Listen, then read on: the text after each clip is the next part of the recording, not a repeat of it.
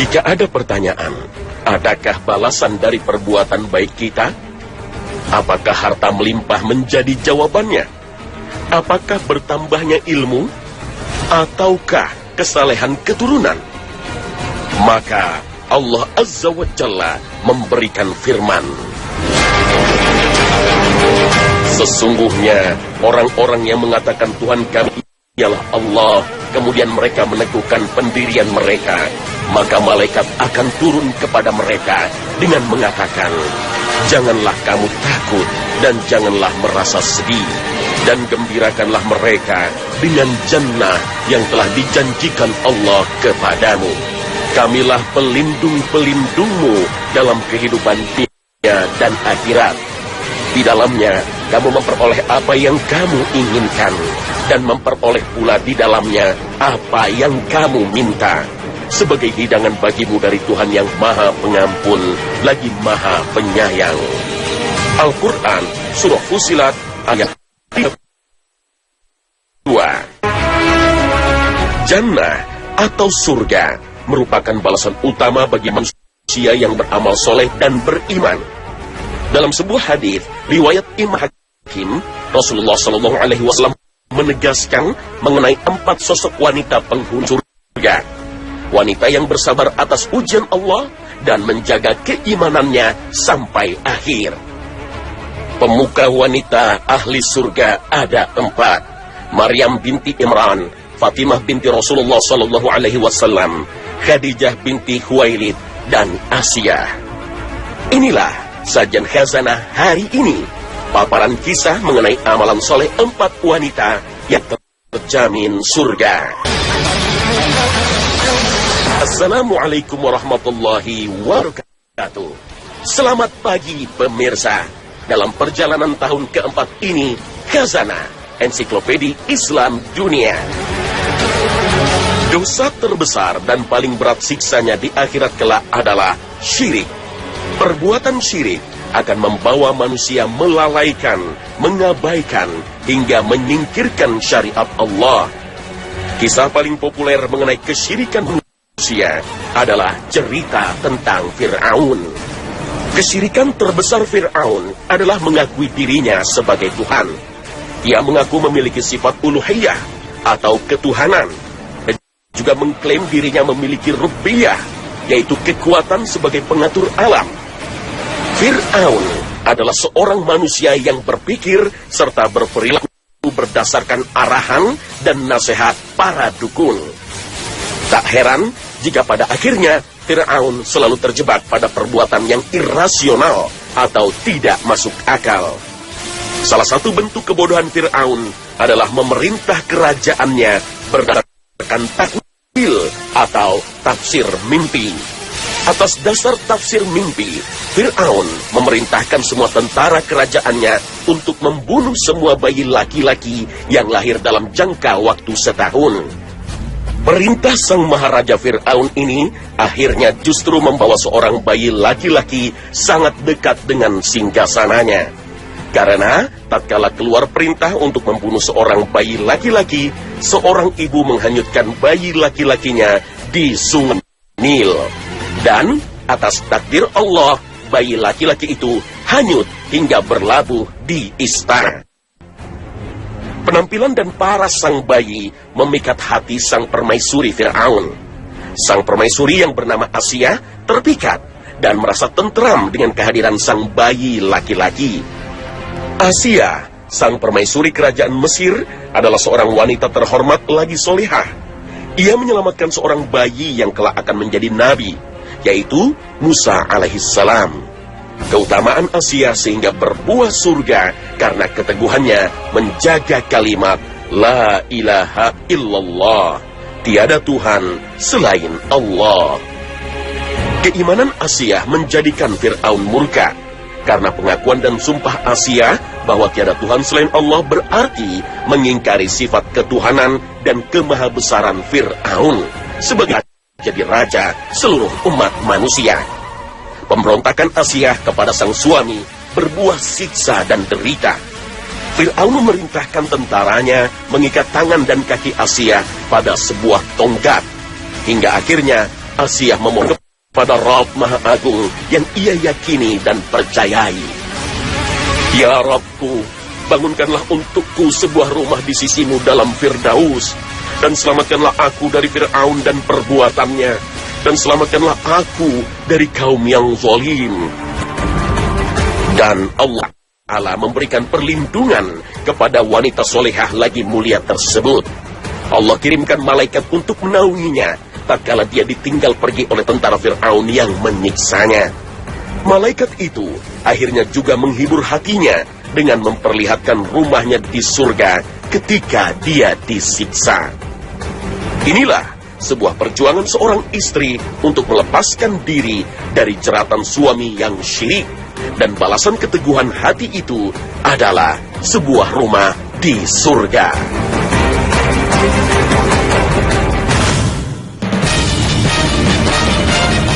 Pemirsa, ada seorang mulia tapi bukan nabi. Ia memiliki menantu seorang nabi, dan 2 cucu laki-lakinya juga diangkat oleh Allah Ta'ala sebagai nabi dan rasul. Laki-laki mulia ini bernama Imran. Beliau adalah seorang alim sekaligus guru bagi bangsa Bani Israel. Imran adalah seorang imam di Masjidil Aqsa. Istrinya bernama Hannah. Pasangan ini memiliki 2 orang putri solihah. Aisyah binti Imran menikah dengan Nabi Zakaria alaihissalam. Mereka memiliki seorang putra yang juga menjadi seorang nabi, yaitu Yahya alaihissalam. Sedangkan Maryam binti Imran memberikan seorang cucu bernama Isa alaihissalam. Keutamaan keluarga Imran menjadi bagian dari wahyu Allah dalam surah Ali Imran ayat ke-33. Inna Allah astafa Adam wa Nuhan wa ala Ibrahim wa ala Imran ala alamin. Ketika Hannah melahirkan Maryam, Imran telah wafat. Maka ia pun akhirnya mengadakan sebuah undian untuk menentukan siapakah keluarga yang akan mengasuh Maryam hingga dewasa. Dan ternyata yang memenangkan undian tersebut adalah keluarga Nabi Zakaria alaihissalam. Nabi Zakaria mendidik Maryam seperti putri kandung mereka sendiri. Terlebih ketika mengangkat Maryam menjadi anak angkatnya, Nabi Zakaria dan Asya binti Imran belum mendapatkan keturunan. Keluarga Nabi Zakaria alaihissalam membesarkan Maryam di Baitul Maqdis. Di dalam kompleks suci ini terdapat sebuah mihrab khusus bagi Maryam. Disinilah Maryam menghabiskan hari-harinya untuk mendalami agama. Zikir dan mengingat kebesaran Allah Ta'ala tak pernah lepas dari keseharian Maryam. Meski bukan seorang nabi dan rasul, Maryam mendapatkan sebuah mukjizat. Sepertinya Allah mengabulkan nazaran ibunda Hannah. Wallahu a'lam. Maka Tuhannya menerimanya sebagai nazar dengan penerimaan yang baik, dan mendidiknya dengan pendidikan yang baik. Dan Allah menjadikan Zakaria pemeliharanya. Setiap Zakaria masuk untuk menemui Maryam di mihrab, ia dapati makanan di sisinya. Zakaria berkata, "Hai Maryam, dari mana kamu memperoleh makanan ini?" Maryam menjawab, "Makanan itu dari sisi Allah. Sesungguhnya Allah memberi rezeki kepada siapa yang dikehendakinya tanpa hisab." Keistimewaan dan keutamaan Maryam sebagai seorang yang solihah lagi ahli ibadah membuat Nabi Zakaria berdoa kepada Rabb-Nya. Ia bermunajat agar mendapatkan keturunan yang memiliki akhlak sesempurna Maryam binti Imran. Di sanalah Zakaria berdoa kepada Tuhannya seraya berkata, "Ya Tuhanku, berilah aku dari sisi Engkau seorang anak yang baik. Sesungguhnya Engkau Maha Pendengar doa." Tak lama, Asya binti Imran, istri Nabi Zakaria alaihissalam, hamil. Padahal sebelumnya Asya mendapatkan vonis mandul, dan sang suami Zakaria alaihissalam telah berusia sangat lanjut. Hampir bersamaan dengan kehamilan Asya, sang adik yang juga anak angkatnya, Maryam binti Imran, mendapatkan mukjizat yang lainnya. Ingatlah ketika malaikat berkata, "Hai Maryam, sesungguhnya Allah menggembirakan kamu dengan kelahiran seorang putra yang diciptakan dengan kalimat yang datang daripadanya. Namanya Al-Masih Isa putra Maryam, seorang terkemuka di dunia dan di akhirat, dan termasuk orang-orang yang didekatkan kepada Allah. Dan dia berbicara dengan manusia sejak dalam bayan, dan ketika sudah dewasa, dan dia adalah termasuk orang-orang yang saleh." Maryam berkata, "Ya Tuhanku, betapa mungkin aku mempunyai anak, padahal aku belum pernah disentuh oleh seorang laki-laki pun." Allah berfirman dengan perantaraan Jibril, "Demikianlah Allah menciptakan apa yang dikehendakinya. Apabila Allah berkehendak menetapkan sesuatu, maka Allah hanya cukup berkata kepadanya, 'Jadilah,' lalu jadilah dia." Inilah mukjizat terbesar milik Maryam binti Imran. Lewat perantaran malaikat Jibril, Allah meniupkan ruh Nabi Isa alaihissalam ke dalam rahim Maryam. Allah subhanahu wa ta'ala menjaga kesucian Maryam sebagai seorang gadis. Namun, inilah ujian terbesar Maryam. Keimanan akhirnya bertemu dengan cobaan dan fitnah. Maryam binti Imran harus melipat gandakan keyakinannya atas takdir baik Allah subhanahu wa ta'ala. Maryam binti Imran mendapatkan ujian fisik karena harus mengandung bayi Isa alaihissalam. Namun ujian mental juga tidak kalah dahsyatnya. Bangsa Bani Israel yang kala itu mendiami tanah Nazareth di Palestina. Saat itu Allah mengilhamkan kepada Maryam untuk berjalan ke arah timur. Ketika tak kuat lagi berjalan, ia bersandar pada sebatang pohon kurma. Derita ini membuat Maryam meronta. Maka rasa sakit akan melahirkan anak memaksa ia bersandar pada pangkal pohon kurma. Dia berkata, "Aduhai, alangkah baiknya aku mati sebelum ini, dan aku menjadi barang yang tidak berarti lagi dilupakan." Ketika Maryam berada di ujung putus asa, Allah kembali menyeru kepada malaikat Jibril untuk menemuinya. Maka Jibril menyerunya dari tempat yang rendah, "Janganlah kamu bersedih hati. Sesungguhnya Tuhanmu telah menjadikan anak sungai di bawahmu, dan goyangkanlah pangkal pohon kurma itu ke arahmu. Niscaya pohon itu akan menggugurkan buah kurma yang masak kepadamu." Takdir Allah membuat Nabi Isa alaihissalam bin Maryam lahir dalam keadaan tanpa ayah. Mukjizat Nabi Isa alaihissalam langsung ia dapatkan semenjak hari kelahirannya. Dan salah satu mukjizat Nabi Isa alaihissalam itu adalah pembelaan dan penjagaan Allah atas kesucian sang ibunda. Fitnah sebagian kaum Bani Israel langsung mendapatkan bantahan dari Allah melalui perantara ucapan bayi Isa alaihissalam. Maka Maryam membawa anak itu kepada kaumnya dengan menggendongnya.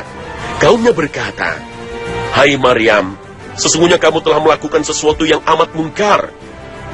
Hai saudara perempuan Harun, ayahmu sekali-kali bukanlah seorang yang jahat, dan ibumu sekali-kali bukanlah seorang pezina." Maka Maryam menunjuk kepada anaknya. Mereka berkata, "Bagaimana kami akan berbicara dengan anak kecil yang masih di dalam ayunan?" Berkata Isa, "Sesungguhnya aku ini hamba Allah. Dia memberiku Alkitab, dan dia menjadikan aku seorang nabi, dan dia menjadikan aku seorang yang diberkati di mana saja aku berada. Dan dia memerintahkan kepadaku mendirikan sholat dan menunaikan zakat selama aku hidup, dan berbakti kepada ibuku, dan dia tidak menjadikan aku seorang yang sombong lagi celaka. Dan kesejahteraan semoga dilimpahkan kepadaku pada hari aku dilahirkan, pada hari aku meninggal, dan pada hari aku dibangkitkan hidup kembali." Itulah Isa putra Maryam yang mengatakan perkataan yang benar yang mereka berbantah-bantahan tentang kebenarannya. Seberapa pentingkah arti Khadijah binti Khuwailid radhiyallahu anha dalam kehidupan Rasulullah sallallahu alaihi wasallam? Beliau bersabda, "Allah tidak memberiku pengganti yang lebih baik darinya. Ia beriman kepadaku kala semua orang mendustakan, membantuku dengan harta bendanya kala semua orang tidak memberiku bantuan. Dan Allah memberiku anak-anak darinya kala semua istri tidak memberiku keturunan. Hadis riwayat Ahmad. Khadijah binti Khuwailid radhiyallahu anha merupakan orang pertama yang berislam. Selimut Khadijah lah yang menghangatkan badan Rasulullah SAW ketika menggigil ketakutan. Wahyu pertama, surah Al-Alaq yang turun untuk mengangkat Muhammad bin Abdullah menjadi seorang nabi dan rasul, membuat beliau ketakutan. Dan perasaan itu hanya beliau sampaikan kepada sang istri tercinta. Wahai Khadijah, apa yang terjadi kepadaku? Aku mengkhawatirkan keselamatan diriku. Lalu sang istri menjawab pertanyaan beliau. Sekali-kali tidak. Demi Allah, Allah tidak akan menghinakanmu selamanya. Karena engkau suka menyambung tali silaturahmi, selalu berbicara jujur, memikul beban orang lain, memberi makan orang miskin, menjamu tamu, dan menolong orang menegakkan kebenaran. Keislaman Khadijah berawal dari pendengaran beliau ketika Rasulullah SAW membaca ayat-ayat Al-Quran. Khadijah berkata kepada sang suami, "Alangkah indah kata-kata ini, wahai Abu Qasim. Sungguh, kata-kata ini indah dan baik. Ini bukan kata-kata manusia, wahai Abu Qasim." Kehidupan Rasulullah SAW bersama Khadijah berbuah 7 orang anak. Putra pertama mereka bernama Qasim, sehingga Rasulullah mendapat sapaan Abu Qasim. 2 putra Rasulullah lainnya adalah Abdullah dan Ibrahim. Namun, ketiga putra Rasul ini meninggal ketika belum memasuki usia akil baligh. Inilah bentuk cobaan yang menimpa keluarga Nabi Sallallahu Alaihi Wasallam.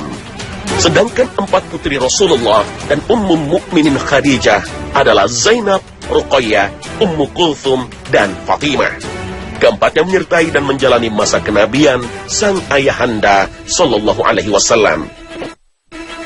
Ketika Rasulullah Sallallahu Alaihi Wasallam menjalani masa-masa awal masa kenabian, Khadijah memberikan dukungan moral dan material bagi sang suami. Khadijah radhiyallahu anha merupakan saudagar wanita yang mendapatkan nikmat banyak harta, dan kekayaannya tersebut beliau sedekahkan kepada siapa saja yang mau berislam. Jihad harta Khadijah radhiyallahu anha dilakukan secara tenang dan diam-diam. Namun, ketika dakwah Nabi Shallallahu Alaihi Wasallam mulai meluas dan memancing ketegangan di antara pembesar Quraisy, cobaan kembali menimpa keluarga Nabi Shallallahu Alaihi Wasallam. Karena untuk beberapa saat malaikat Jibril tidak lagi menyampaikan wahyu kepada Rasulullah Shallallahu Alaihi Wasallam. Kondisi ini kembali membuat Nabi Shallallahu Alaihi Wasallam menjadi murung, gelisah, dan sedih. Kembali Khadijah radhiyallahu anha menjalankan perannya sebagai pendamping yang setia. Beliau berkata kepada sang suami, "Janganlah bersedih, wahai Rasulullah. Kesengsaraan pasti akan berlalu. Setelah kesulitan, pasti ada kelapangan. Apapun yang Allah lakukan, semata berdasarkan kehendaknya." Tak berselang lama, wahyu kembali turun kepada sang Nabi dan Rasul terakhir. Dan surah Ad-Duha secara utuh dari ayat pertama hingga ke-11.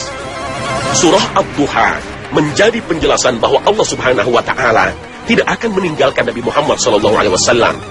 Dalam surah ini, Allah memberikan isyarat bahwa kehidupan Nabi Muhammad SAW dan dakwahnya akan bertambah baik dan berkembang. Dukungan Ummul Mukminin Khadijah radhiyallahu anha kepada Rasulullah sallallahu alaihi wasallam untuk berdakwah dan membentas peradaban jahiliyah semakin besar. Ibunda Khadijah radhiyallahu anha semakin rajin berbelanja di jalan Allah. Dengan hartanya, Ibunda Khadijah membebaskan para budak. Di rumah beliaulah terdapat makanan bagi yang kelaparan dan rumah bernaung bagi yang kedinginan. Maka Allah mengutus kepada malaikat Jibril untuk memberikan berita gembira bagi Ibunda Khadijah radhiyallahu anha. "Ya Rasulullah, ini Khadijah sebentar lagi datang membawa wadah berisi lauk, makanan, atau minuman.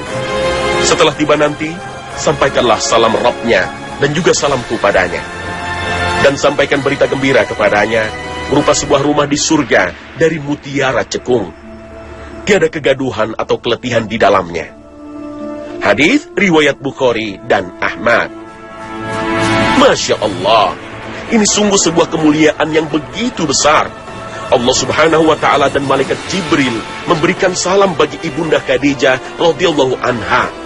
Perjuangan dan pendampingan total dari seorang istri kepada Nabi Allah mendapatkan balasan yang luar biasa indah. Keempat putri Nabi yaitu Zainab, Ruqayyah, Ummu Kulthum dan Fatimah radhiyallahu anha langsung beriman dan berislam mengikuti sang ibunda. Mereka bersama sang ibunda menjadi wanita-wanita yang terdepan yang membenarkan, mempercayai dan meyakini ajaran Nabi sallallahu alaihi wasallam.